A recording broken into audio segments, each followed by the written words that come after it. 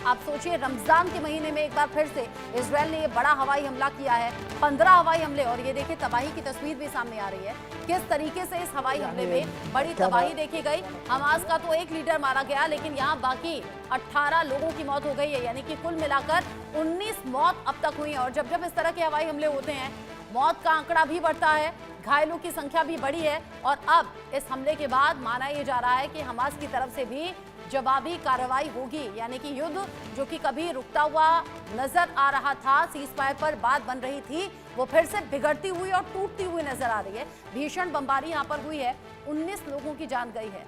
हवाई हमले से दहल उठा है दक्षिणी गाजा पट्टी। इजरायल ने गाजा पट्टी पर यह हमला किया, एक के बाद एक 15 हवाई हमले किए हैं। नेतन्याहू ये कसम खाए हुए हैं कि हमास का खात्मा जब तक नहीं हो जाता तब तक ये जंग जारी रहेगी। साथ ही साथ ये भी कहा है कि जो बंधक हैं उन्हें पूरी तरह से छोड़ा जाए।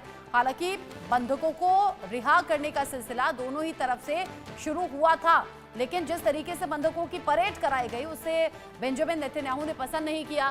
साथ ही साथ कुछ अलग अलग शर्तें थी जो सामने आ गई। इस खबर को लेकर मेरे सीनियर कोलीग अजय जांडियाल मेरे साथ में जुड़ गए हैं। अजय, एक बार फिर से गाजा दहल उठा और हवाई हमले के बाद भारी तबाही की तस्वीरें हैं।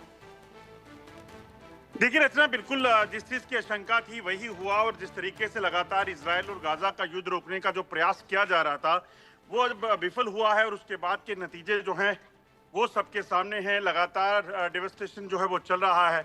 और जिस तरीके से ये हमला हुआ है उसमें काफी नुकसान होने की जो है आशंका जताई जा रही है। कई लोग जो है मारे गए हैं, इस चीज़ की भी जो है वो जानकारी निकल कर आ रही है। मगर इसमें हमास के वो बड़े नेता जो इन हमलों के लिए, जब इजराइल पे हमला हुआ था 7 तारीख को, उसके लिए जो जिम्मेदार हैं उनको खासतौर पे निशाना बनाया गया है। दरअसल आपको बता दूं कि मोसाद जो कि इजराइल की खुफिया एजेंसी है, वो लगातार जो है इन नेताओं को जो जिम्मेदार थे उन हमलों के लिए उनको ट्रेस कर रही थी। और उसी दौरान जब इनको ट्रेस किया गया तो उसी दौरान जो है ये पाया गया कि ये लोग इन ठिकानों पे हैं। जिसके बाद देर जो है उसी समय प्लानिंग की गई और उसके बाद जो है हमले का सिलसिला शुरू हुआ है।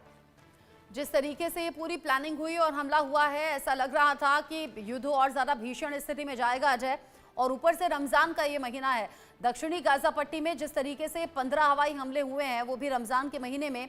अब आगे इस पर काउंटर अटैक की भी तो तैयारी होगी, हमास ने भी तो अपनी तैयारी की होगी।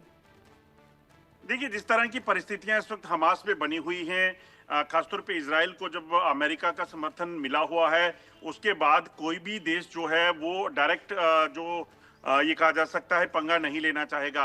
अब वो नहीं चाहेगा कि किसी भी तरीके से वो इजराइल के साथ कॉन्फ्लिक्ट में आए और हमास को उभरने का मौका नहीं दरअसल दिया जा रहा। आप देखें तो इजराइल के हमले जो हो रहे हैं उसके पीछे की बड़ी वजह ये है कि नहीं चाहता, इजराइल नहीं चाहता कि किसी भी तरीके से हमास जो है वो रिवाइव कर पाए, किसी भी तरीके से वेपन्स और बाकी हथियारों की सप्लाई उसको पहुंचे।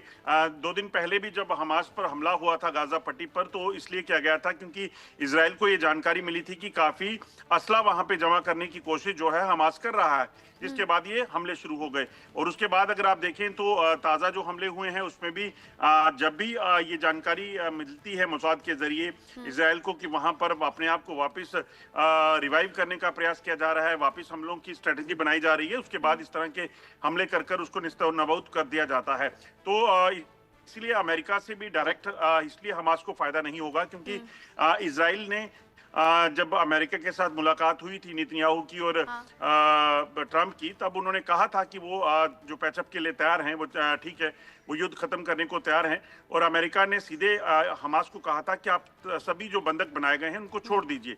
आप बंधक छोड़ेंगे उसके बाद युद्ध खत्म हो जाएगा और सीज़फायर जो है वो आहिस्ता आहिस्ता, लेकिन वो बनते बनते बात टूट गई और जिसका नतीजा अब हम देख रहे हैं, भीषण हमला हुआ है।